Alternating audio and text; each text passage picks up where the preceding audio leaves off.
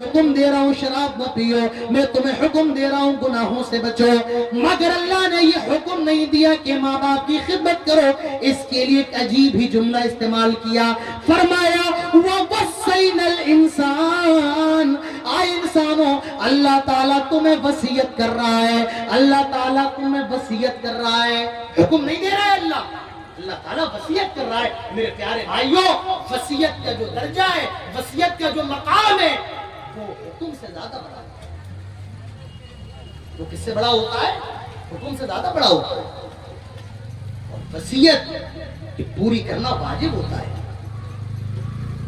آپ کا باپ اگر مرنے سے پہلے آپ کو وصیت کر کے گیا ہے کہ میرے بیٹے، میرے مرنے کے بعد میری طرف سے حج کرنا، میرے مرنے کے بعد میری طرف سے حج کرنا، تو بیٹے کے اوپر یہ وصیت پوری کرنا واجب ہے، ضروری ہے۔ بیٹے کو اپنے مرے ہوئے باپ کی طرف سے حج کرنا پڑے گا۔ باپ اگر وصیت کر کے جائے اپنی اولاد کو کہ میری طرف سے میرے مرنے کے بعد تمہیں نفلی روزہ رکھنا ہے، تو اولاد کو وصیت پوری کرنا پڑے گی۔ میرے پیارے بھائیوں، جب انسان کی وصیت پر عمل کرنا واجب ہے، یہ وصیت کس کی ہے؟ اللہ کی ہے۔ کس کی ہے؟ بولو، کس کی ہے؟ اللہ کی ہے۔ جب انسان کی وصیت پر عمل کرنا واجب ہے، جب انسان کی وصیت پوری کرنا واجب ہے، تو اللہ کی وصیت بدرجہ اول واجب ہے۔ اللہ تعالیٰ وصیت کر رہا ہے۔ میرے پیارے بھائیوں، اپنے دلوں کو تھام کر کے سنیں۔ میرے نوجوانوں، آج تمہارے اندر ماں باپ کی خدمت کا جذبہ نہیں ہے، آج تمہارے دلوں کے اندر ماں باپ کے لیے پیار نہیں ہے۔ پیار کہاں سے ہو؟ ہم نے ماں باپ کو سمجھا نہیں ہے، ہم نے ماں باپ کی قربانیوں کو نہیں جانا ہے۔ آؤ اپنی ماں کی قربانی دیکھو کہ ماں نے تجھے پالنے کے لیے کتنی قربانی کی۔ اللہ تعالیٰ فرماتا ہے، وصیت کی جا رہی ہے کہ اپنے ماں باپ کے ساتھ حسن سلوک کرو۔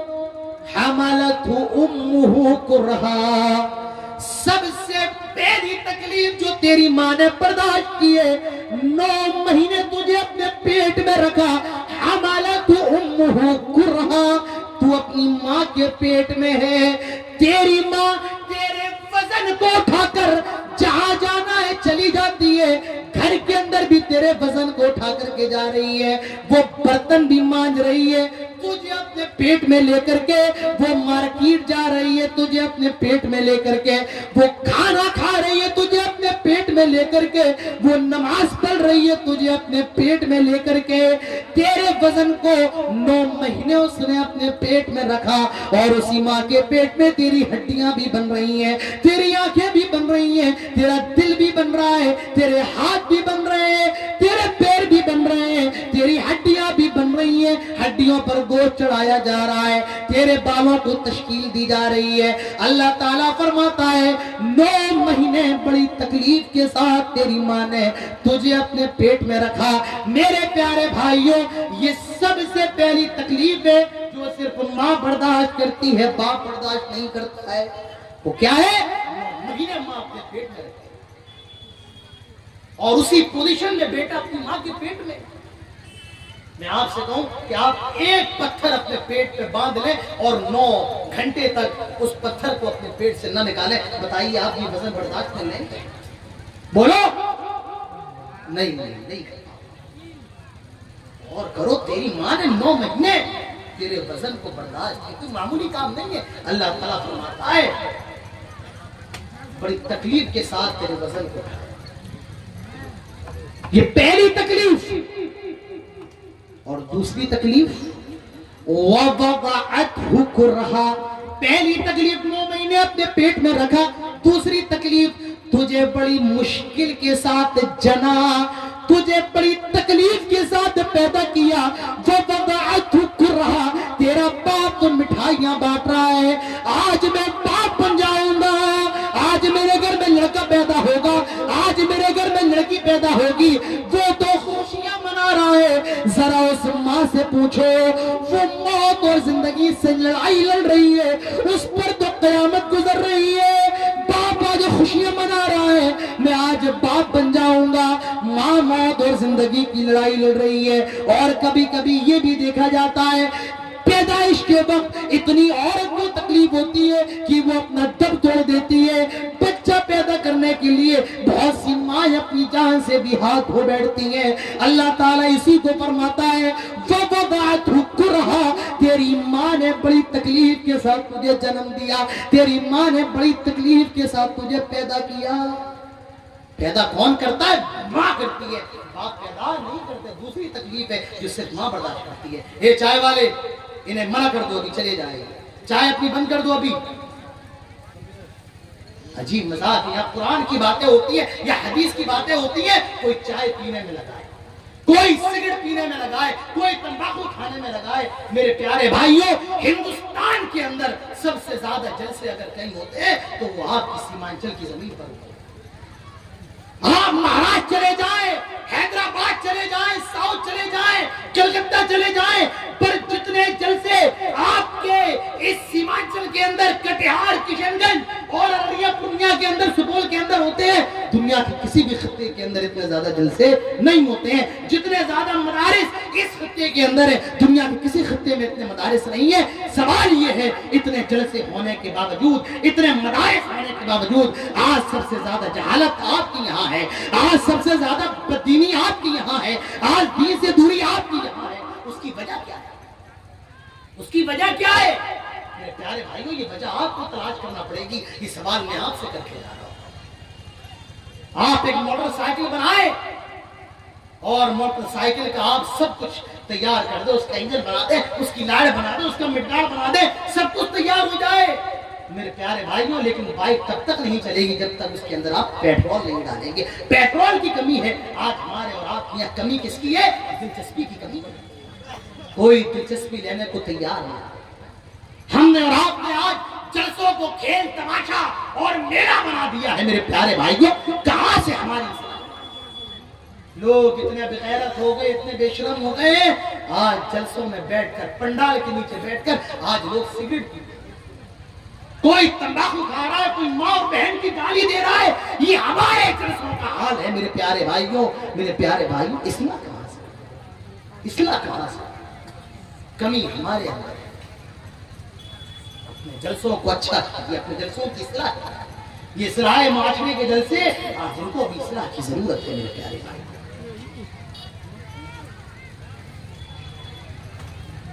قرآن سنیے, حدیث سنیے. اللہ تعالیٰ فرماتا ہے 9 مہینے تیری ماں نے تجھے پیٹ میں رکھا, بڑی تکلیف کے ساتھ, بڑی دشواری کے ساتھ. وَوَضَعَتْهُ كُرْهًا, اور بڑی تکلیف کے ساتھ جنم بھی دیا. میرے پیارے بھائیوں, یہ تکلیف بھی صرف ماں برداشت کرتی ہے, باپ کو یہ تکلیف نہیں ہوتی ہے. اور جو تیسری تکلیف ہے, فرمایا وَحَمْلُهُ وَفِصَالُهُ 30 شهرًا, تیری ماں نے تجھے دودھ پلایا. یہ دودھ پلانے کی جو تکلیف ہے, یہ بھی صرف ماں برداشت کرتی ہے, ماں جھیلتی ہے.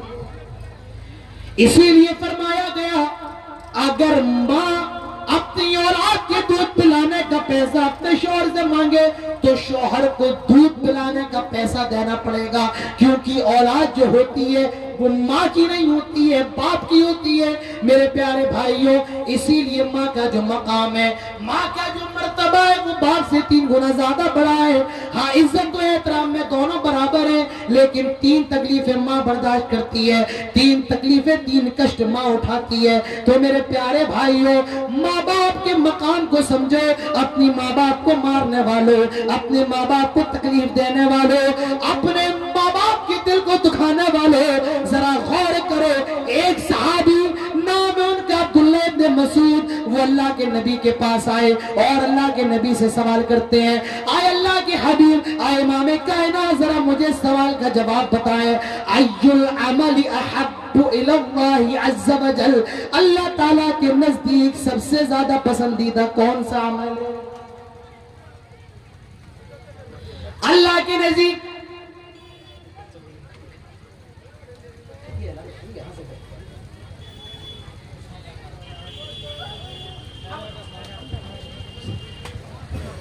السلام علیکم. کسی کا اگر بچہ گم ہو گیا ہو تو وہ اسٹیج پہ آ کے لے لے. اور ایک بھائی صاحب کا ایک موبائل گم ہو گیا ہے, اگر کسی کو مل گیا ہو تو وہ بھی اسٹیج پہ آ کے جمع کر دے. السلام علیکم. حضرت عبداللہ ابن مسعود سوال کرتے ہیں، آئے اللہ کے حبیب ای العمل احب الی اللہ عز وجل، اللہ کو سب سے زیادہ کون سا عمل پسند ہے؟ ہائے ہائے میں قربان جاؤں عبداللہ ابن مسعود پر، میں قربان جاؤں لاکھوں بار عبداللہ ابن مسعود پر۔ یہ اللہ کے رسول کا صحابی نبی اکرم سے سوال کیسا کر رہا ہے؟ آئے اللہ کے حبیب یہ بتائیں سب سے زیادہ پسندیدہ عمل اللہ کو کون سا ہے؟ سوال کیسے ہو رہے ہیں ہمارے اور آپ کے وقت میں؟ سوال کیسے ہوتے ہیں؟ سوال کیسے ہوتے ہیں مولانا صاحب یہ بتائیں کہ حضرت موسیٰ علیہ السلام کی اماں کا کیا نام تھا؟ یہ سوال مولانا سوال، اس سوال کا جواب دے کہ حضرت یونس علیہ السلام مچھلی کے پیڑ میں کس دن گئے اور کس دن نکالے گئے؟ سوال ہے۔ صحابی کیسے سوال کر رہے ہیں اے اللہ کے رسول سب سے زیادہ پسندیدہ عمل اللہ کو کون سا ہے؟ اللہ کے نبی جواب دیتے ہیں، آئے میرے صحابی سوال کا جواب سن لو، اللہ کو سب سے پسندیدہ عمل جو سب سے پہلا ہے وہ یہ ہے الصلاۃ علی وقتہا، نماز کو اس کے وقت پر قائم کرنا، نماز کو اس کے وقت پر پڑھنا۔ اور دوسرا عمل بر الوالدین، ماں باپ کے ساتھ حسن سلوک کرنا، ماں باپ کے ساتھ خیر خواہی کرنا، ماں باپ کے ساتھ بھلائی کرنا، یہ اللہ تعالیٰ کو سب سے زیادہ پسندیدہ عمل ہے۔ تو میرے پیارے بھائیوں ماں باپ کے مقام کو سمجھئے کہ ماں باپ کا کتنا اونچا مقام ہے، ماں باپ کا کتنا بلند مقام ہے۔ اور ایک مسئلہ یاد رکھیں اسلام کے اندر ماں باپ کا اتنا اونچا مقام ہے، اگر آپ نفلی عبادت میں لگے ہوئے اور آپ کا باپ آپ کو بلائے، آپ کی ماں آپ کو بلائے، آپ کو نفلی عبادت توڑنا پڑے گی، آپ کو نفلی عبادت تیاگنا پڑے گی اور ماں باپ کی بات پر لبیک کہنا ہوگا۔ جی ہاں، نفلی عبادت سے بڑا ماں باپ کا حکم ہے۔ آپ کوئی نفلی نماز پڑھ رہے ہیں، آپ تہجد پڑھ رہے ہیں اور آپ کے ماں باپ اگر آپ کو بلائے تو میرے پیارے بھائیوں آپ کو نماز توڑ دینا ہے اور ماں باپ کی بات جا کر سننا۔ آپ نے واقعہ پڑھا ہے جریج کا؟ جریج یہ بڑا نیک آدمی تھا، بڑا دیندار آدمی تھا اور یہ جنگل کے اندر اپنا ایک کمرہ وغیرہ بنا کر کے اللہ کی بڑی عبادت کیا کرتا تھا۔ جریج نام تھا اس کا۔ ایک دن نماز پڑھ رہا ہے، نماز میں مہوے ڈوبا ہوا ہے، اس کی ماں آئی دروازے پہ جریج کو آواز لگائی، آئے جریج، جریج نماز پڑھ رہا ہے، نماز کی حالت میں بڑا دیندار ہے۔ جریج کی ماں نے جب آواز لگائی تو جریج سوچتا ہے اگر میں نماز پڑھ رہا ہوں کیا کروں، نماز توڑ دوں یا بھی نماز پڑھتا رہوں بعد میں اپنی ماں کی بات سنوں گا۔ اس نے نماز نہیں توڑی اور نماز میں لگا رہا، اس کی ماں کچھ دیر کے بعد چلی گئی۔ دوسرے دن پھر اس کی ماں آئی تو پھر نماز پڑھ رہا ہے، ماں نے پھر آواز دی جریج، لیکن وہ نماز میں ہے اور اس نے دوسرے دن بھی اپنی ماں کی بات نہ سنی اور اپنی نفلی نماز کو نہیں ترک کیا۔ تیسرے دن پھر اس کی ماں آئی، اس کو آواز دی، وہ نماز میں ہے، ماں نے آواز لگائی لیکن جریج نے اپنی ماں کی آواز پر لبیک نہیں کہا۔ وہ نماز پڑھ رہا ہے، نماز میں مگن ہے، ڈوبا ہوا ہے۔ اس کی ماں نے اس کو بددعا دے دی اور اس کی ماں کا بددعا کا اثر بھی ہوا۔ میرے پیارے بھائیوں ایک فاحشہ تھی، بدکار تھی، اس نے اپنے آپ کو جریج کے سامنے پیش کیا اور کہا جریج میرے ساتھ زنا کرو، میرے ساتھ ہم بستری کرو۔ جریج نے منع کر دیا۔ وہ آئی، اس نے چرواہے کے ساتھ صحبت کی، ہم بستری کی اور اس چرواہے سے جو اولاد پیدا ہوئی لوگوں کے سامنے کہا کہ یہ اولاد جو ہے یہ جریج کی ہے۔ کس کی اولاد ہے؟ جریج کی ہے۔ لوگوں نے کہا جریج تو بڑا دیندار ہے، جریج تو بڑا نیک ہے، وہ تیرے ساتھ یہ نہیں کر سکتا ہے۔ کہا یہ جریج ہی کی اولاد ہے، میرے ساتھ جریج نے زنا کیا ہے۔ لوگوں کو غصہ آیا، جنگل میں گئے، اس کے گھر کو توڑ دیا، اس کے گھر کو منہدم کر دیا۔ کیا معاملہ ہے؟ لوگ کہتے جریج یہ عورت تیرے اوپر الزام لگا رہی ہے کہ اس کے پیٹ سے جو بچہ پیدا ہوا اس کا باپ تو ہے۔ جریج نے کہا وہ بچہ کہاں ہے؟ بچہ لایا گیا۔ جریج نے 2 رکعت نماز پڑھی اور اس بچے کے پیٹ کو پکڑا اور کہا صحیح صحیح بتا تیرا باپ کون ہے؟ وہ چھوٹا سا بچہ بول پڑتا ہے، آئے لوگوں میرا باپ کوئی اور نہیں بلکہ فلاں چرواہا ہے، میری ماں نے اس کے ساتھ زنا نہ کیا تھا، فلاں چرواہا میرا باپ ہے۔ لوگ بڑے نادم ہوئے، بڑے شرمندہ ہوئے اور کہنے لگے آؤ جریج، کہو تمہارے لیے ہم سونے کا محل بنوا دے، سونے کی مسجد بنوا دے، سونے کی عبادت گاہ بنوا دے۔ جریج نے کہا نہیں، مٹی کی بنوا دو۔ تو میرے پیارے بھائیوں، یہ جریج کی ماں کی بد دعا کا اثر ہے، اسی لیے اپنے ماں کی خدمت کیا کرو، اپنی ماں کا خیال رکھا کرو۔ اور یاد رکھو میرے پیارے بھائیوں، ماں باپ کی خدمت کرنے کا انجام کیا ہوتا ہے، ماں باپ کی خدمت کرنے کا نتیجہ کیا ہوتا ہے؟ اللہ کے نبی فرماتے ہیں ان خیر التابعین یقال له اویس القرنی۔ اللہ کے نبی ارشاد فرماتے ہیں سب سے بہترین تابعی، سب سے اچھے تابعی، سب سے بہتر تابعی اویس القرنی ہے۔ کون ہے؟ اویس القرنی ہے۔ میرے پیارے بھائیو، آپ نے اویس القرنی کا نام تو سنا ہوگا، اویس القرنی کے بارے میں، لیکن ابھی آپ کو معلوم نہ ہوگا۔ آؤ آج میں تمہیں اویس القرنی کے بارے میں بتاؤں۔ یہ اویس القرنی کون ہے؟ یہ یمن کے رہنے والے ہیں۔ کون؟ اویس القرنی۔ یہ اپنی ماں کے بڑے خدمت گزار ہیں، اپنی ماں کا بڑا خیال رکھتے ہیں۔ ان کے کانوں میں جب اسلام کی دستک پہنچی، حضرت اویس القرنی اسلام لے آئے، مسلمان ہو گئے۔ اور اویس القرنی کی تمنا یہ کہ وہ مدینہ جا کر امام کائنات جناب محمد رسول اللہ صلی اللہ علیہ وسلم سے ملاقات کر لیں، اللہ کے حبیب سے مل لیں، مگر ان کی ماں ان کو روک دیتی ہے۔ آئے اویس میں بوڑھی ہو گئی ہوں، تمہارے علاوہ میرا کوئی سہارا نہیں ہے، آئے اویس نہ جاؤ۔ اور اویس القرنی یمن چھوڑ کر نہیں آتے ہیں، اپنی ماں کو چھوڑ کر کے نہیں آتے ہیں۔ اللہ کے نبی کو جب یہ خبر دی گئی حضرت جبرائیل کے ذریعے، اللہ کے نبی نے صحابہ سے فرمایا تھا آئے میرے صحابہ، سب سے بہترین تابعی اویس القرنی ہے، اگر وہ مل جائیں اپنے لیے مغفرت کی دعا کروا لینا۔ حضرت عمر اس وقت موجود تھے، سیدنا عمر فاروق نے نبی کے الفاظ کو سن لیا۔ حضرت عمر فاروق کی خلافت کا دور ہے، اور مورخین لکھتے ہیں 23 ہجری کے اندر جب یمن سے حاجی لوگ حج کرنے کے لیے آئے، حضرت عمر فاروق نے سارے حاجیوں کو جمع کر لیا اور کہا کیا کوئی تم میں اویس القرنی ہے؟ حضرت اویس القرنی اٹھ کے کھڑے ہو گئے، آئے امیر المومنین، آئے خلیفۃ المسلمین، ہاں میں اویس القرنی ہوں۔ فرمایا جو قبیلہ قرن سے، جو قبیلہ مراد کی شاخ ہے، کہاں ہاں؟ آئے اویس القرنی، کیا تمہاری پیٹھ پر برس کا نشان ہے؟ کہا ہاں۔ کیا تیری ماں زندہ ہے؟ کہا ہاں۔ حضرت عمر فرماتے ہیں آئے اویس، اپنے ہاتھوں کو اٹھاؤ اور میرے لیے مغفرت کی دعا کر دو۔ آئے اویس اپنے ہاتھوں کو اٹھاؤ۔ حضرت اویس القرنی کہتے ہیں آئے امیر المومنین، یہ کیسی باتیں کر رہے ہو؟ آئے عمر یہ کیسی بات کر رہے ہو؟ میں آپ کے لیے دعا کروں۔ آئے عمر، آپ اللہ کے رسول کے صحابی ہیں، آپ نے نبی کو اپنی نگاہوں سے دیکھا ہے، آپ نے نبی کے ہاتھ پر اسلام قبول کیا ہے۔ آئے عمر، تم عمر ہو، دوسرے خلیفہ ہو، نبی کے یار ہو۔ آئے عمر، تم نے نبی کے چہرے کو بوسہ دیا ہے۔ آئے عمر، میں تمہارے لیے مغفرت کی دعا کیسے کروں؟ حضرت عمر کہتے ہیں آئے اویس، میرے نبی نے کہا تھا، آئے اویس میرے حبیب نے کہا تھا اگر تمہیں اویس القرنی مل جائے ان سے اپنے لیے مغفرت کی دعا کروا لینا۔ کیوں؟